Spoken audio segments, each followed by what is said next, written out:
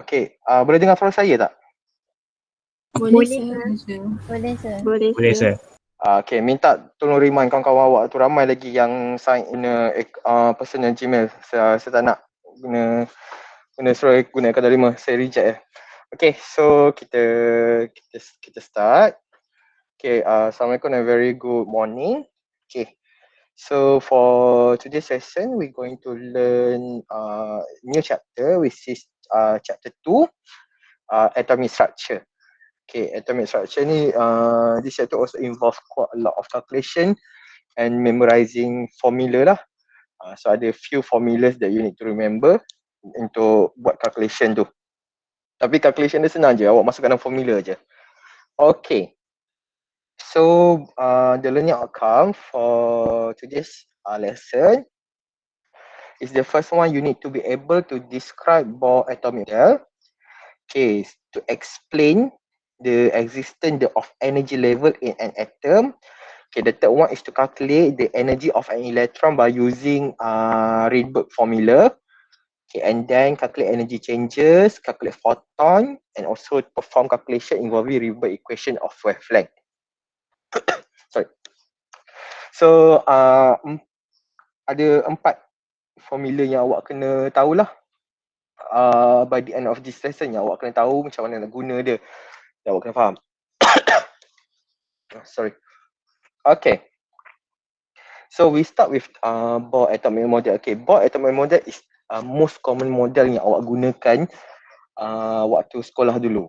So basically atomic structure ni kita akan fokus kepada elektron. So we're going to focus on the electron. Okay, sebab kalau kita buat reaction ke apa, yang involve hanyalah elektron. Proton dengan neutron dia tak akan involve dalam apa-apa reaction. Okay, so that's why kita kena faham the properties and also the characteristic of the electron. Okay, so macam saya kata tadi, Bohr atomic model is the common model yang kita gunakan waktu sekolah. Okay, waktu sekolah. So kalau awak ingat, yang ada, so tengah-tengah ada nukleus, and then keliling dia ada ni. Ni kalau awak ingat lah, betul, sini ada kita punya electron circulating the orbit. So kita nak tengok macam mana the development of the atomic model tu from Rutherford to Bohr. Even Bohr atomic model ni pun is not enough to explain certain fenomena yang berlaku dalam elektron. Okay, so basically Bohr, Bohr dia modified, dia improve from previous atomic model, which is a Rutherford atomic model. So Rutherford atomic model, this one. Okay, based on Rutherford, the nucleus contain a positive charge. So positive charge yang dekat nucleus siapa? Siapa positive charge dalam nucleus? Proton. Okay, proton. Okay. So Rutherford dia propose that Rutherford ni basically dia ambil satu gold foil, and then dia bombard dengan helium particle. So dia tengok helium particle dia bounce back. So macam kita tahu, anything that have the same charge, dia akan repel each other. So Rutherford ni dia buat conclusion di mana at the center of the atom there is some space yang very densely packed with a positive charge. So dia akan when the bombard the gold foil tu dengan helium ion ataupun alpha particle kita panggil, so dia reflect balik. So maknanya kedua-dua tu ada charge yang sama, sebab tu dia reflect. That's why kita boleh tahu adanya proton. And then surrounding the nucleus we have electron that circulating in circular path. Maknanya elektron tu dia berpusing dalam bulatan. Okay, so tapi Rutherford ni basically dia ada few weakness. Okay, kita tahu apa jadi kalau saya letak negative charge dengan positive charge bersebelahan, apa jadi? Attracts. Yes, so it will attract. So kalau based on Rutherford punya model, Rutherford dia cakap, base kalau kita tengok physics, Okay, kalau benda yang statik, apa type of energy dekat dalam benda yang statik? Apa type of energy yang kita ada? So kita ada kinetic, kita ada potential, kita ada ni. So kalau benda tu statik, dia ada energy jenis apa? Potential energy. Ya, potential energy. So kalau kita tengok dalam atomic model, okay, nukleus ni statik, nukleus tak bergerak. Okay, so maknanya dalam nukleus akan ada potential energy. Okay, elektron bergerak, so dia ada energy apa? Kinetic energy. Kinetic. So, yes, correct, kinetic energy. So kalau untuk kita make sure, sebab kita kena ingat proton adalah positif, elektron adalah negatif. So kalau dua-dua tu berdekatan, dia akan attract. So untuk maintain position elektron tu biar stay dia dekat orbit tu je, kita kena make sure the value of the potential energy dekat dalam nucleus is equal to the value of kinetic energy of the electron. Ni waktu elektron tu bergerak secara jam pusingan, okay, dia punya value mesti sama dengan potential energy yang dekat nukleus supaya elektron tu tak tertarik kepada nukleus. Okay, tapi sebenarnya kalau kita ada negative charge dan negative charge itu move dalam bentuk circular orbit, dia akan release energy. So maknanya kinetic energy of electron tu akan makin lama makin berkurang. So kalau lama makin berkurang, so right now the potential energy is greater than the kinetic energy.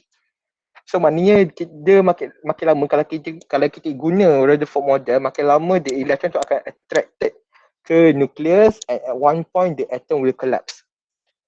Okay, itu one of the weakness of Rutherford model. Sebab Rutherford model ni dia tak consider yang kalau negative charge tu berpusing, dia akan release energy dan makin lama kinetic energy dia akan makin lama makin berkurang. So that's why Bohr dia take the idea of Rutherford model ni, dia improvekan. So dia jadikan dia sebagai Bohr atomic model.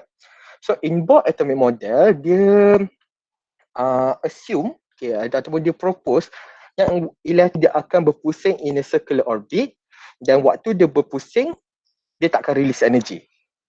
So Bohr buat assumption baru ataupun buat dia improvekan Rutherford atomic model dan dia jadikan dia sebagai dia punya model. So based on atomic model oleh Bohr ni, dia buat 4 postulate. Postulate ni macam assumption. Okay, postulate we call it as a assumption. Okay. Kita akan tengoklah. So ni adalah dia punya summary. Nanti saya bagi slide ni. Okay, ni dia punya summary. Okay, we go into the first postulate of Bohr atomic model. Okay, in Bohr atomic model, okay, the first postulate is the electron of the hydrogen atom. Okay, awak kena bear in mind, okay, setiap yang saya akan cerita ni, semua adalah based on hydrogen atom. Okay, sebab hydrogen atom is the simplest kind of atom dan so it's easier for us to explain the model. Sebab once kita dah ada banyak elektron dalam satu atom tu, dah banyak yang kena consider.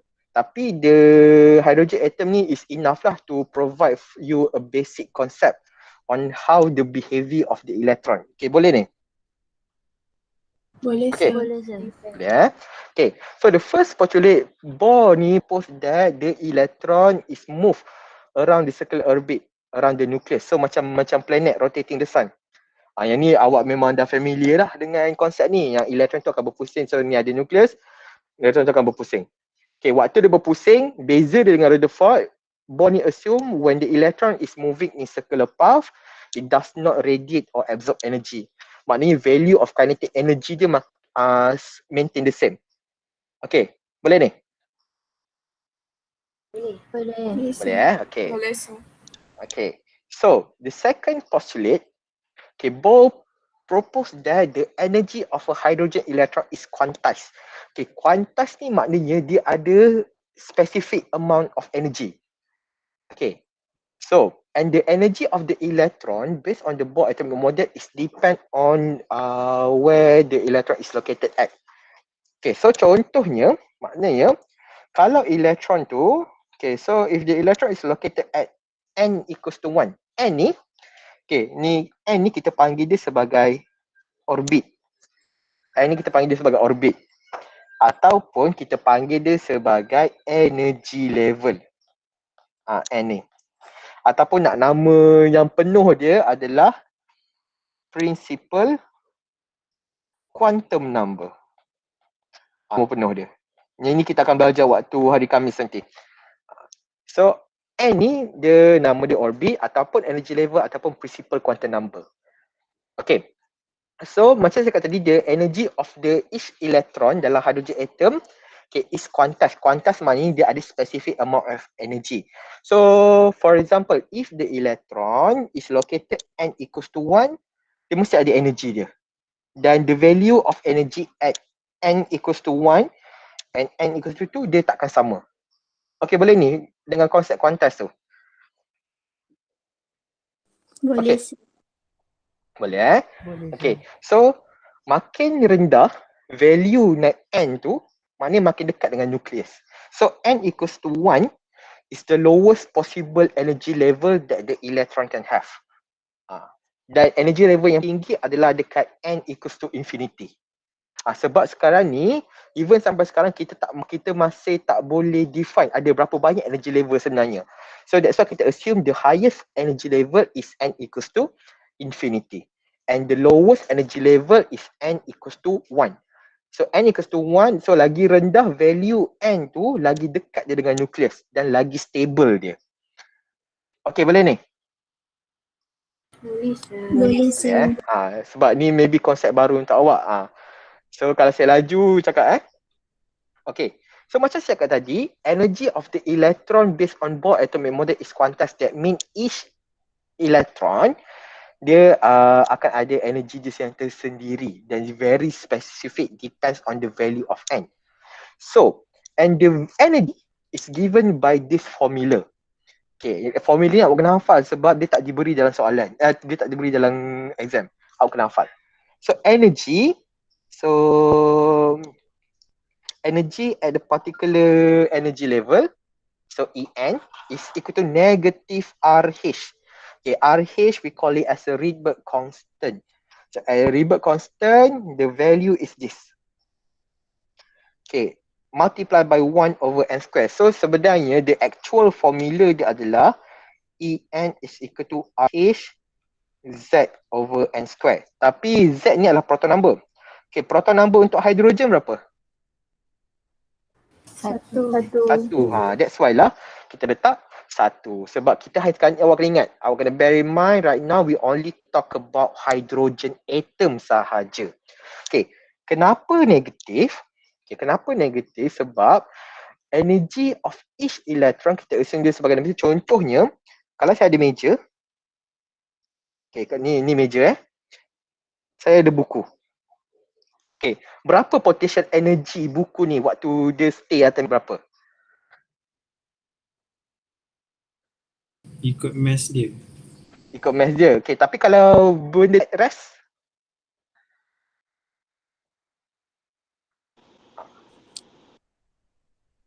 Kalau benda tu static? Kosong. Yes, correct. Kosong. So, potential energy is kosong. So, kalau saya campak buku ni ke bawah kosong value apa? Negatif ke positif? Negatif. Okay, so that's why sama juga dengan energy untuk elektron ni. Macam saya kata tadi, N equals to 1 yang paling rendah, paling tinggi N equal to infinity. So at N equal to infinity, the energy of the electron is equal to 0. And N equal to 1, the energy of electron is equal to negative 2.18 times 10 to the power of minus 8 joule. Maknanya inilah value elektron tu akan jadi, energy tu akan jadi paling negatif kalau dia terletak dekat N equal to 1. Dan makin awak naik, value tu makin kurang positif. The highest energy of electron is 0. That's why kita kena letak negatif depan ni. Okay, boleh ni? Boleh, sir. Yeah. Okay. So RH is a Rydberg constant, N is the principal quantum number or the orbit or the energy level. Okay. And value of N will approach 0 as the value of N increase. Okay. So let's try the example together. Okay. Calculate, kita buat sama Okay. Calculate the energy of hydrogen electron. Okay. In the first and 8 orbit. So first orbit maknanya E1 is equal to negative RH 1 over N square. So RH tadi value is 0.18 times 10 to the power of minus 18 joule. Okay, kalau first orbit N sama dengan berapa? Satu. So 1 square. Okay. Sekarang ni awak dah masuk matrik. Okay. Dekat dalam level matrik, waktu awak buat calculation, awak kena masukkan U kali. Supaya awak tahu yang mana awak perlu cancel out. So awak akan boleh tahu directly apa final unit dia. Okay, boleh ni. So awak practice, make sure awak waktu buat calculation tu masukkan unit sekali dalam awak punya calculation. Okay, boleh? Boleh sir. Okay. So maknanya E1 berapa? The value of E1. So Negative 2.18 times 10 power negative 18 joule. 18 joule. Okay, so at 8 orbit, that means N is equal to 8. So EA is equal to negative RH 1 over 8 square. So times 10 to the power of minus 18 joule 1 over 8 square. So berapa kira? Kira. Maka kita saja.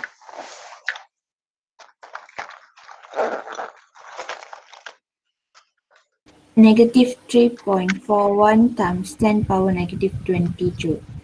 Negative 20. 22. 20. 22 joule. 20 sir. Okay. Sorry? 20. 20. Okay. 20 joule. Okay, so nanti awak kira lah. Ni awak ingat chapter tu ni senang je. Awak hafal formula, awak faham macam mana guna formula tu, awak masukkan je value dia. Okay, boleh ni. Formula dia tak banyak pun. Okay, boleh Boleh sir. Okay, bagus. Okay. Tadi second postulate. So second postulate that means the energy of the electron is quantized. Okay, the third postulate at the ordinary condition. Okay, at ordinary condition, the electron of the hydrogen atom is located at the lowest possible energy level. So lowest energy level adalah N equals to 1. So this we call it as a ground state. Kita panggil dia sebagai ground state. Okay, so electron ni dekat ordinary condition dia akan stay dekat dia punya orbit dia je. So when you supply energy, so let's say kalau saya electron at N equals to 1, so when saya supply energy, tak kisahlah energy ni awak nak buat dalam in form of heat ataupun in form of light, okay, dia akan excite. Excite tu maknanya elektron tu dia akan pergi ke level yang lagi tinggi daripada dia. Okay, boleh? Boleh So orbit di mana elektron pergi lepas dia excite, kita panggil dia sebagai excited state. Kita akan panggil sebagai excited state. So at the lowest energy level, N equal to 1 kita panggil ground state. So when kita supply energy, dia excite to excited state. So excited state basically energy level higher energy level lah than the previous one. Okay. So macam saya kata tadi. Okay, kalau kita nak lukis energy level, so N equal to 1, okay, selalunya bola sampai N equal to 8 ke N equal to 7. Okay. Kalau awak terperasan, the distance between the two lines makin lama makin kecil.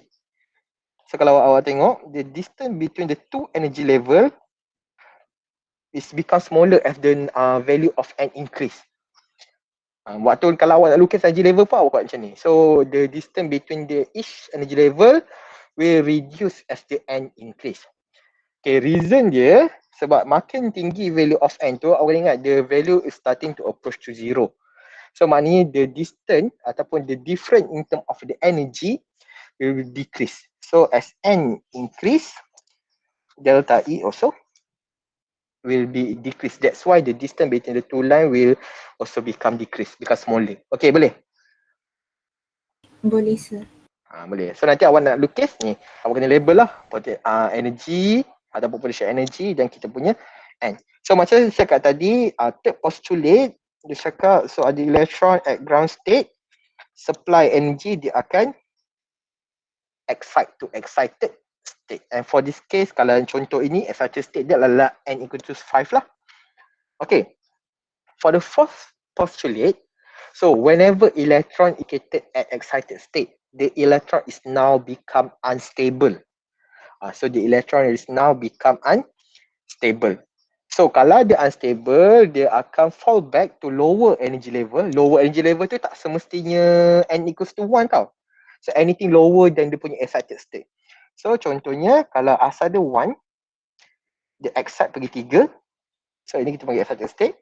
So dia boleh je jatuh ke n equals to 2. Dia tak semestinya jatuh ke n equals to 1 balik. Dia tak semestinya.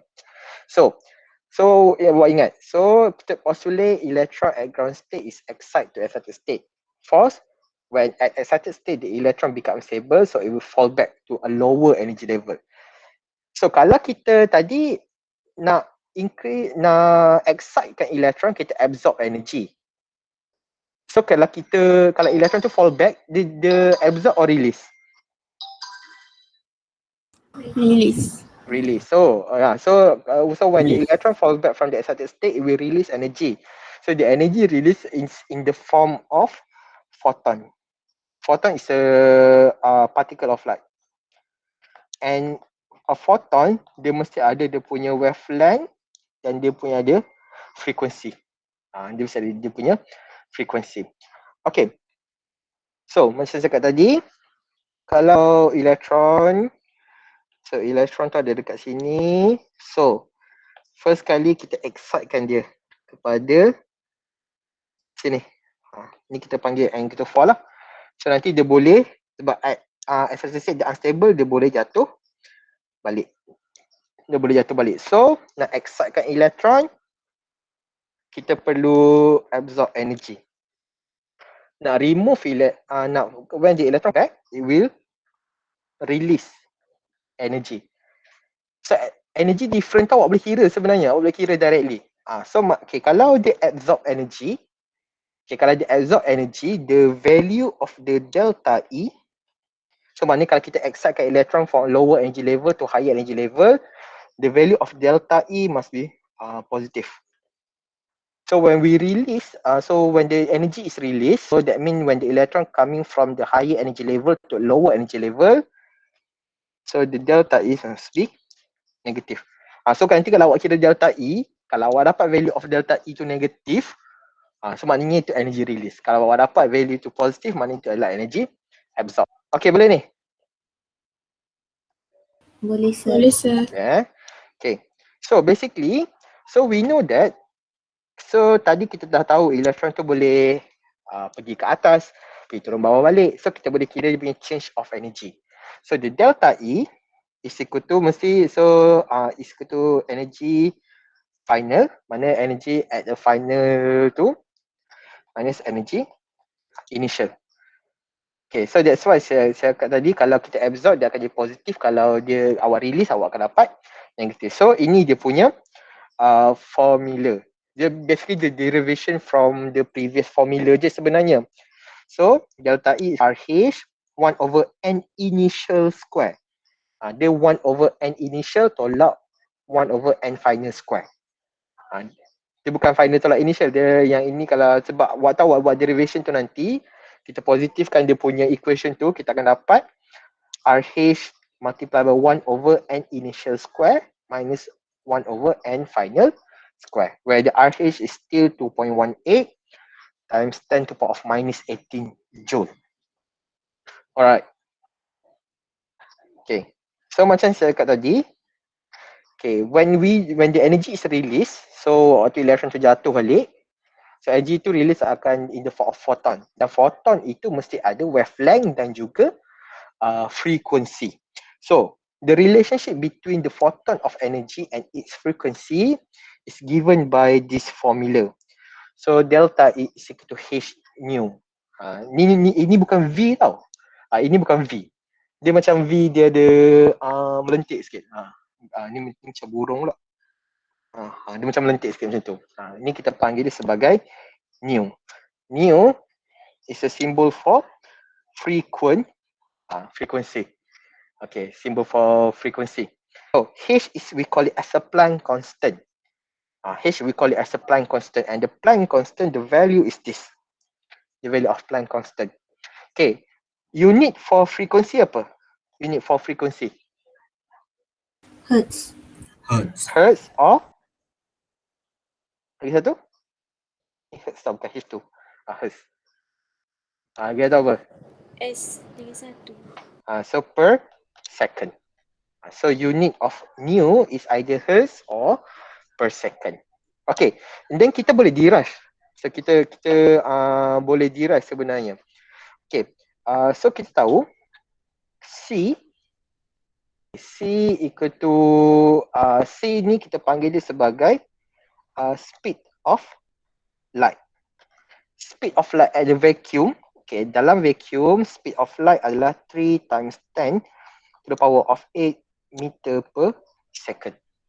Okay. Okay, boleh ni? So, C is to nu multiply by lambda. Okay, C equal to nu multiply by lambda. Lambda ni apa lambda? Wavelength. Okay, wavelength. So wavelength, okay, normally kita boleh guna distance punya ni lah, meter. Ataupun kalau selalunya kalau dalam chapter ni kita akan minta awak tukar dia kepada nanometer. Kita minta tukar dia kepada nanometer. So kita boleh derive ni. So kita tahu so we know that C is equal to mu multiplied by lambda.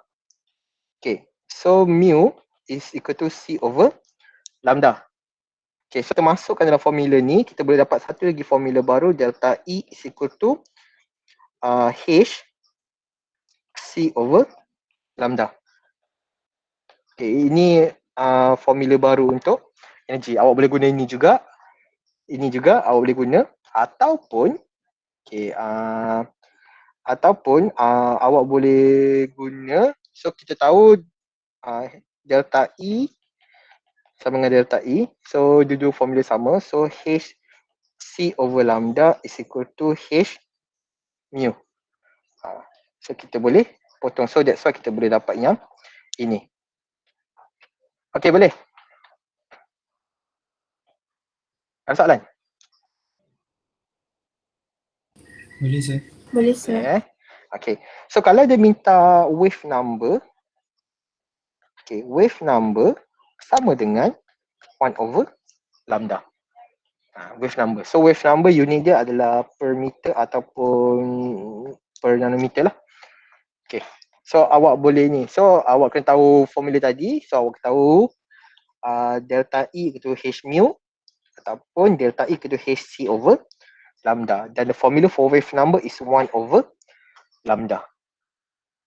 Derivation ni awak tak perlu tahulah, tapi constant awak kena tahulah. Derivation ni awak tak perlu tahu, awak just tahu dia punya formula. So nanti awak jawab soalan, awak tengoklah formula mana yang sesuai untuk digunakan untuk soalan tu. Okay, boleh ni? Boleh sir. Boleh sir. Okay, boleh. Okay, kita tengok soalan ni, kita buat sama. Okay, what is the wavelength? So wavelength maknanya kita nak cari lambda. Okay, of a photon in nanometer.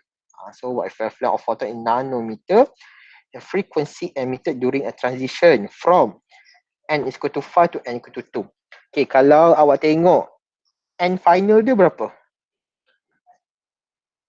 N final. N equal to 2. Final 2.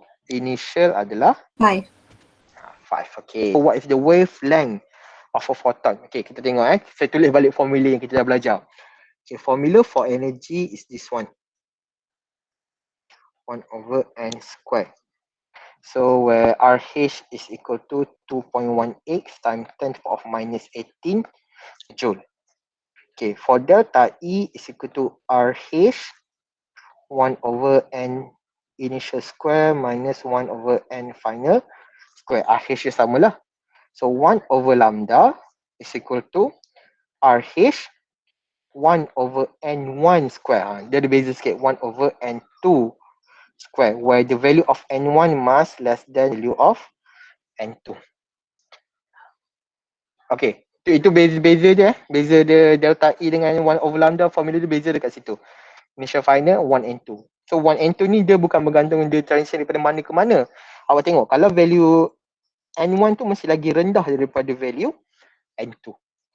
So delta E is also equal to HC over lambda and delta E is equal to H mu. Okay, ini formula yang kita dah belajar setakat ni. Okay, awak agak-agak nak guna yang mana? Ni 1, 2, 3, 4, 5 nak guna yang mana?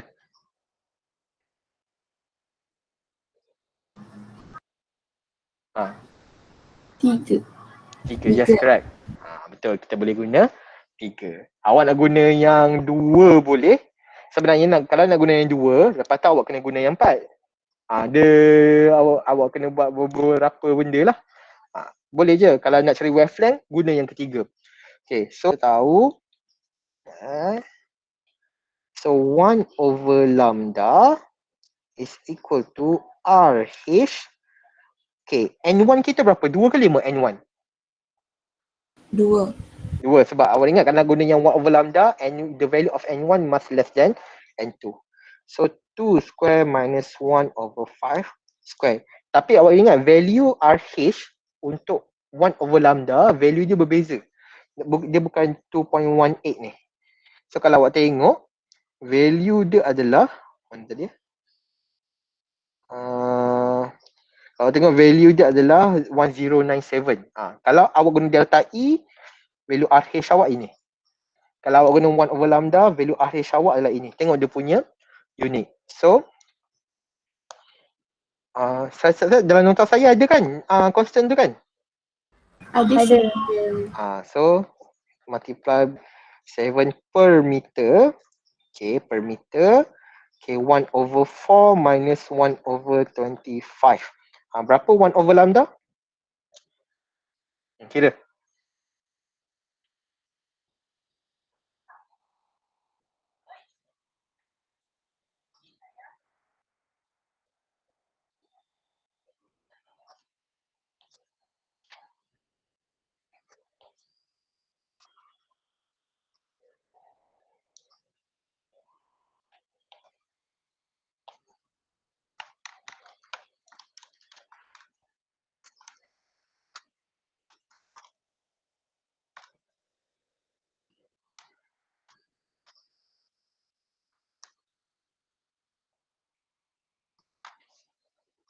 Dapat dah?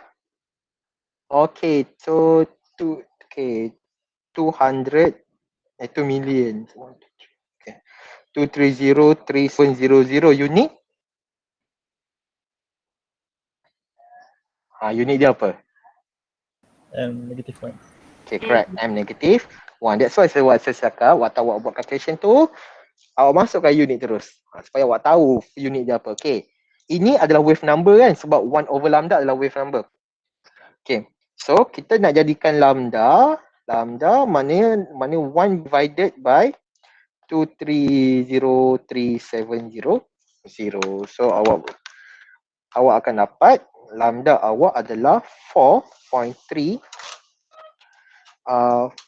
408 times 10 to the power of minus 7 meter. Okay, sekarang ni kalau saya nak dalam nanometer, sebab soalan minta nanometer, awak kena buat apa? Sir. Ya. Nak tanya boleh? Boleh. Tanya. Kenapa RH tu 1.0 bukan 2.18? Sebab awak tengok unit dia. Kalau 2.18, unit dia adalah joule. Kalau yang ini unit dia lah per meter. Awak nak wavelength kan, ingat? Nak guna 1 over lambda, RH dia yang unit per meter. Nak energy, RH dia yang unit the joule. Okay, boleh Nick? Okay, faham. Okay. So jangan keliru Okay, tukar kepada nanometer. Times 10 power negative 9. Okay, times 10 to power negative 9. So awak akan dapat tak ni? 434.08 nanometer. Boleh? Dapat ni?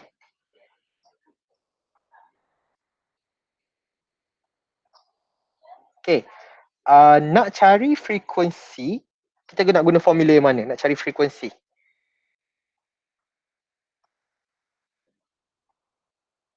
Nak cari frekuensi guna formula yang mana? 1, 2, 3, 4, 5. Satu. 5. Yang 5. Okey. Yang 5. Kita yang guna yang 5, awak dah tahu ke delta E dia berapa?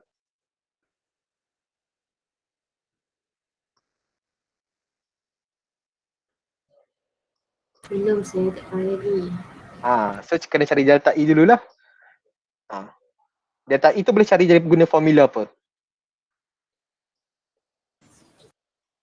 Nombor 2. Nombor 2 boleh ataupun nombor berapa? 1. Kita 1 bukan delta E, 1 tu E. 4. 4. Sebab 4 tu dapat direct kan sebab awak dah dapat lambda. Okey, tapi nak masukkan formula, nak masukkan lambda dalam equation 4, boleh tak awak staykan dalam nanometer? Agak-agak boleh tak? Tak. Tak boleh kan? So tak boleh, so maknanya awak kena awak tak boleh. Awak sebab nanti awak nak cancel I unit tak boleh. So awak kena jadikan lambda tu sebagai meter. Ataupun awak kena ingat awak ada lagi satu formula sebenarnya. Saya terlupa tulis sebenarnya. C is equal to frequency multiply by wavelength. Awak nak direct guna ni, tak nak cari delta E. Boleh guna direct. So maknanya lambda is equal to lambda pula. Mu is equal to C over lambda. Okay, value of C tadi berapa? C, speed of light. 3 darab 10 kuasa 8. Unit MS negatif 1. ms negatif 1. Okay, lambda tadi ingat nak buat calculation lambda mesti dalam meter. Tak boleh dalam nanometer. But nanometer dia awak tak boleh cancel out unit dia. So 4.3408 times 10 to the power minus 7 meter. So kita boleh cancel unit. So frekuensi awak berapa? Frekuensi awak berapa?